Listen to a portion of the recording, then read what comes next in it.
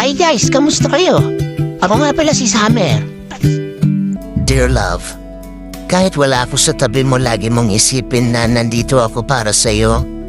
Nandito ako na handang lumaban at maghintay sa'yo. Kahit na malayo tayo sa isa't isa, nakahanda pa rin akong gawin ang lahat para sa'yo. At nakahanda rin akong magsakripisyo para sa iyo. At nakahanda akong gawin lahat yon hindi dahil sa kung ano pa, kung hindi dahil sa mahal kita.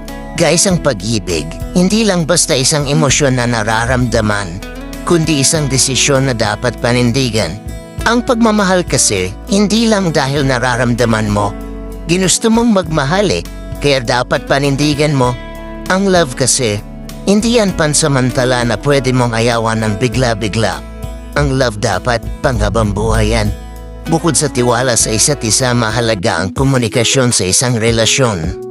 Maliit o malaki mang gusot, kapag pinag-uusapan may iwasan ng hiwalayan. Hindi naman kasi mawawala sa isang relasyon ang pagkakaroon ng konting away o tampuhan. Diyan pumapasok ang komunikasyon. Dapat palagi pa din kayong nag-uusap kahit sobrang liit lang na tampuhan para walang hiwalayan. Hanggang dito na lang po muna guys. Salamat ulit sa inyong pakikinig.